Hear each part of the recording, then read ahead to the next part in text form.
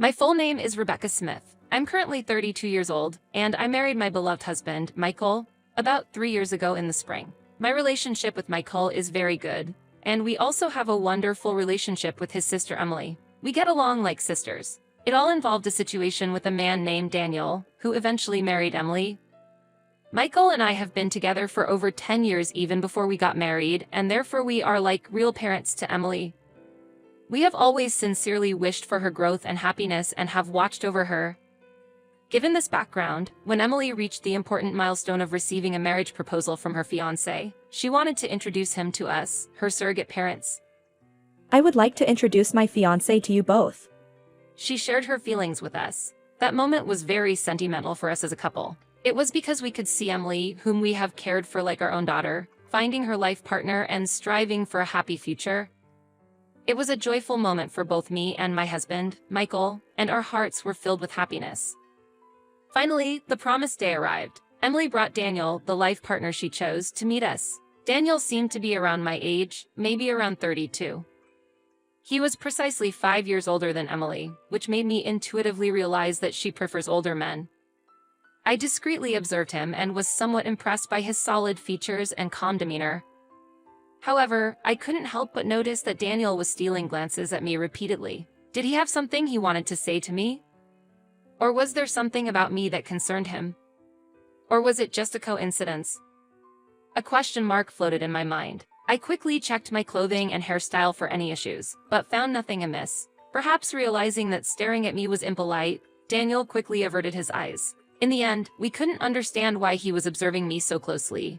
But Michael and I decided not to worry about it and proceeded to make introductions and engage in conversation with Emily and Daniel, who were seated across the table from us.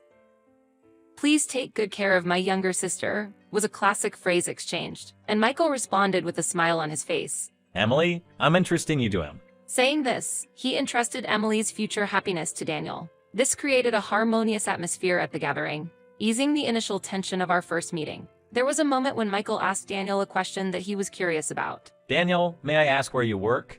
I was very interested in his answer and listened attentively. Daniel answered proudly, puffing out his chest. You might have heard of it. I work at Tea Company, which is growing very rapidly right now. Tea Company? Is that the famous game development company?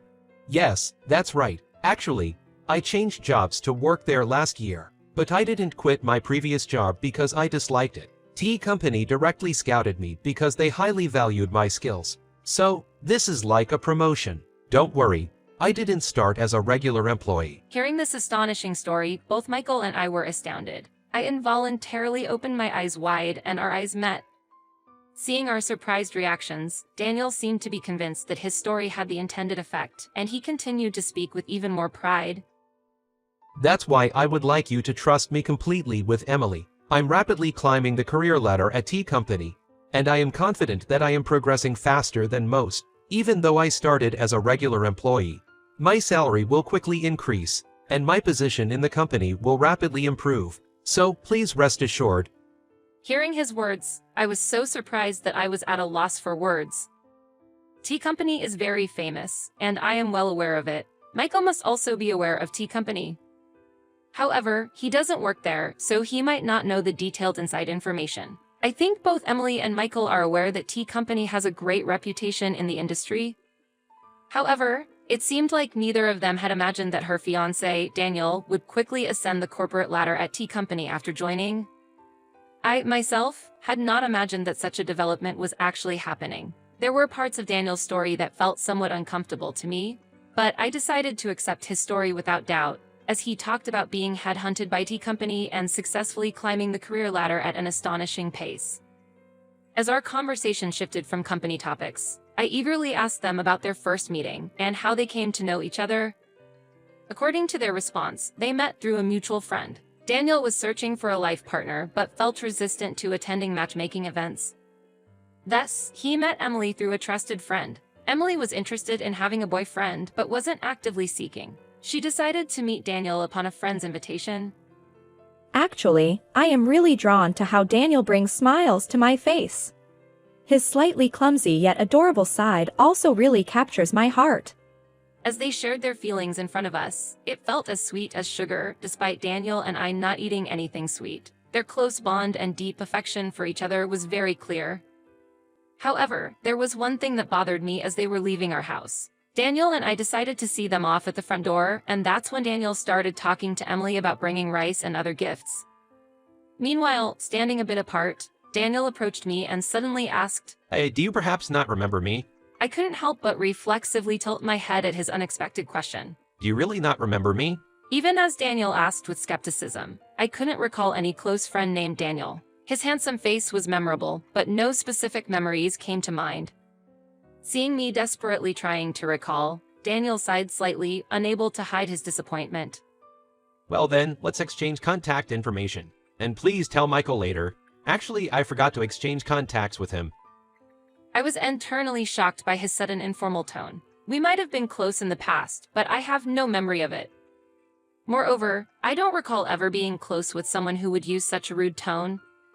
In my heart, I was swirling with questions like, who on earth is he?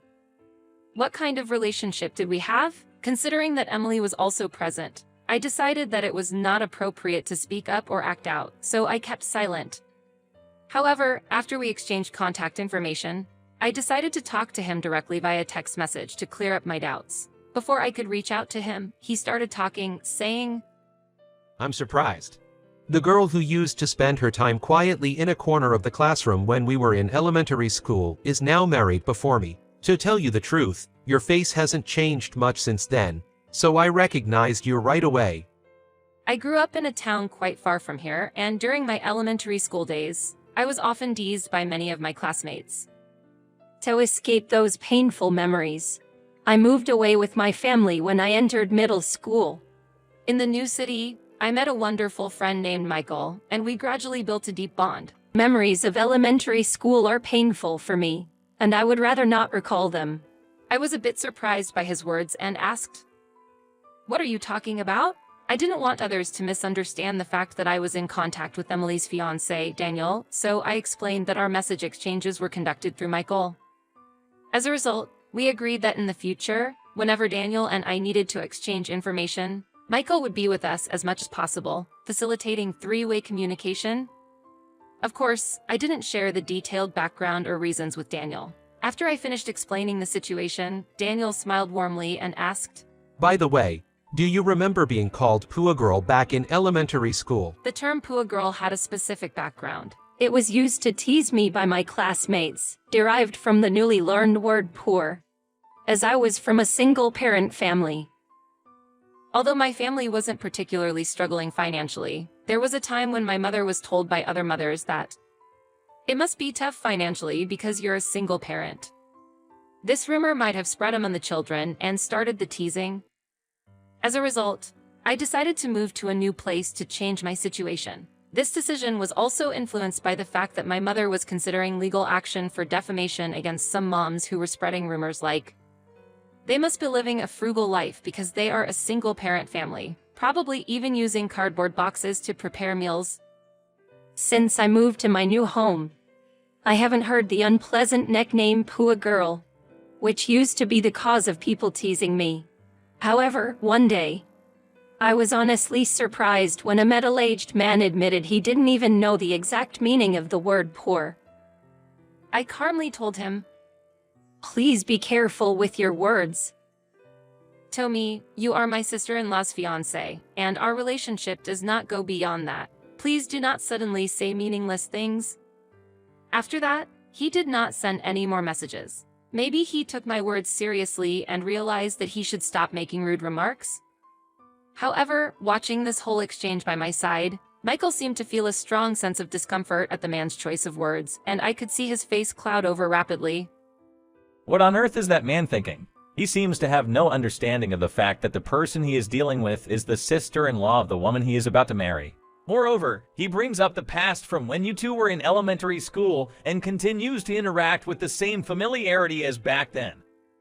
Isn't that just crazy? He said, showing his anger.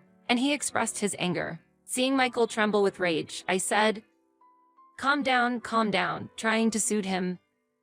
I was also a bit concerned, so I immediately contacted my mother and asked her to look for a class photo from my elementary school days. I asked her to check if there was a classmate named Daniel in it.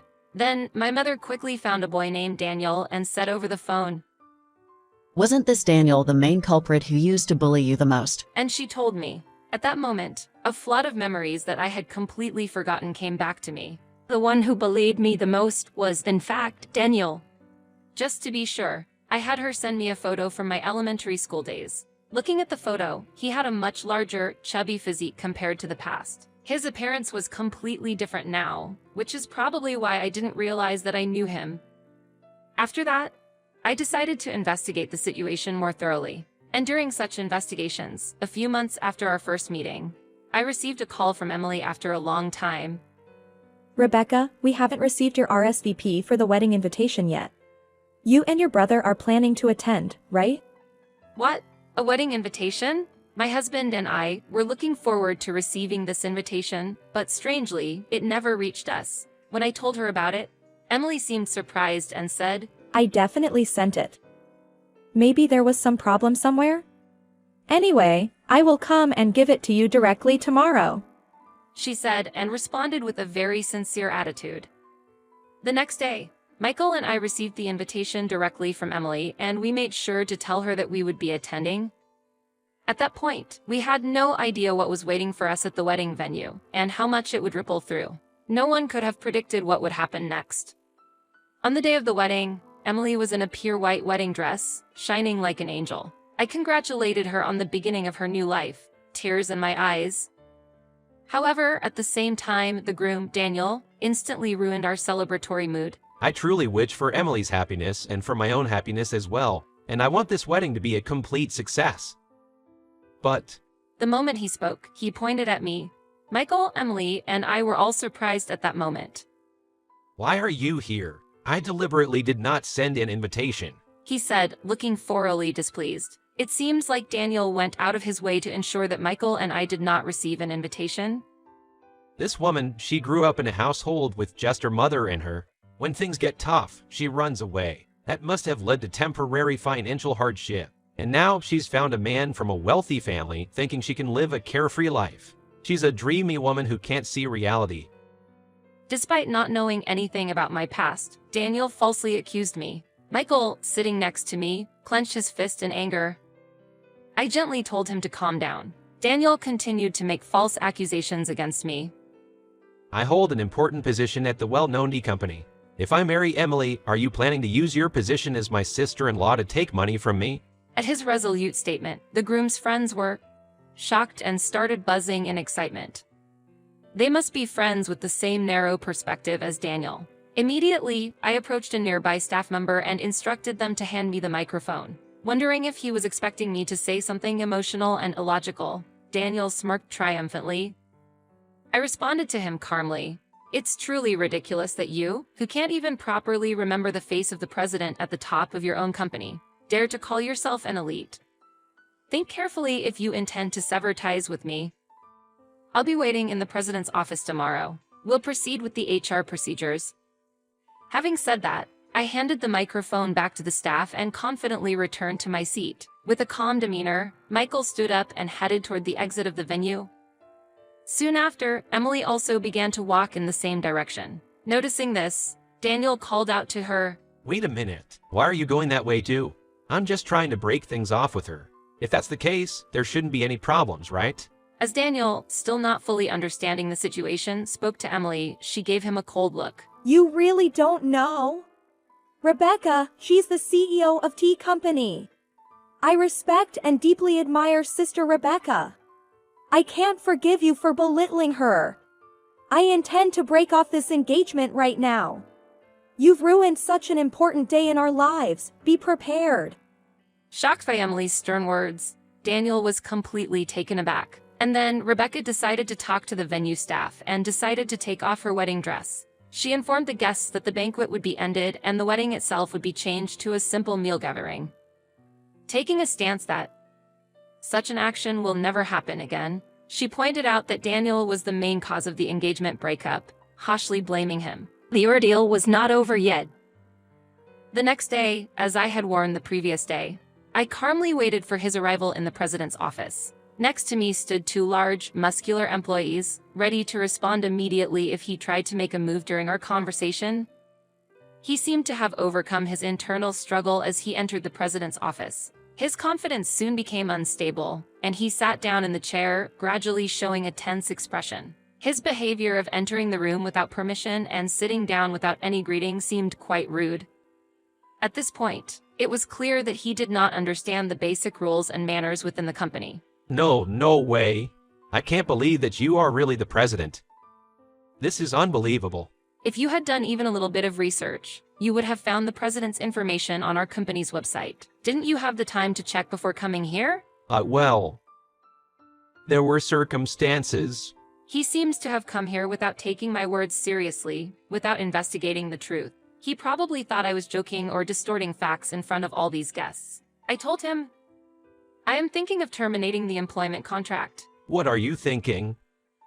It's not fair to make an immediate decision just because of a slight misunderstanding. I will consult with the Labor Standards Inspection Office. Watching him try to carefully persuade me, I calmly took out a copy of the resume he had once submitted and placed it in front of him. You have falsified your educational background here, haven't you? And you've also pretended to have qualifications that you don't actually have, and claimed to have skills in Excel and video editing software that you don't possess. Are all these statements true? About that part, Falsifying information and false reporting are legitimate reasons for us to terminate our employment contract with an employee. You know? He showed a surprised expression at my direct statement. In fact, from the moment I first met him, I had a strange intuition about him, and afterwards, I thoroughly verified the facts. Generally, our company does not use headhunting methods. Even if we do headhunt, the information is transferred to me, and I directly meet and interview the recommended candidates. However, I have no memory of having a deep conversation with Daniel directly. To be precise, he joined our company through the regular recruitment process for mid-career hires and started working as a regular employee. He called himself a person aiming for promotion and had claimed to be proficient in using software when he joined the company. Actually, since he has no skills in operating that software, the opportunity for promotion never came around. Previously, his self-evaluation was incredibly high, and feeling the contradiction in that, I thoroughly investigated his attitude for the next time. Even during work hours, he behaved lazily, basking in the feeling of belonging to T Company. For me, I had absolutely no intention of neglecting an employee with such a work attitude, and tried to improve it. And now, he has officially ended his engagement with Emily, and there is no special relationship between him and me. He continues to behave unpleasantly and, even as an adult, repeats actions that make me uncomfortable. Therefore, I see no reason to be particularly generous towards him. I immediately told Daniel to leave the company. Since he had been with our organization for less than half a year, there was no need to consider severance pay or the handover of specific duties over such a short period. As an old friend, won't you help me out?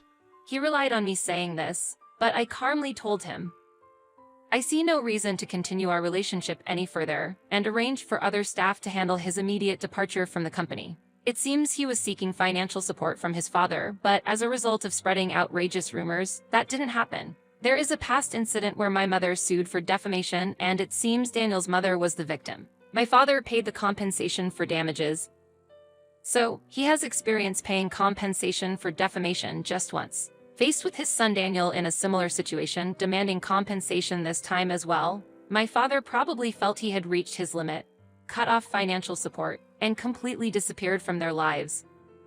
Afterwards, Daniel spent his days taking care of his elderly mother while being pursued for the payment of consolation money. Eventually, he disappeared as if taken away by men in all black clothing, and since then, no one knows his whereabouts. Someone who knows about his future might appear eventually, but I myself have no intention of actively finding out where he is. On one hand, Emily was initially deeply hurt when she found out that her fiancé, who she was about to marry, had such a background. Time heals all wounds, and about 6 months have passed. She has started to positively affirm, It was really for the best that we didn't get married officially. Recently, her smile has returned, and she has even been able to participate in events to find a new partner in life. Seeing Emily living a brighter life again, Michael and I are truly relieved. In fact, it seems they are now actively discussing having children.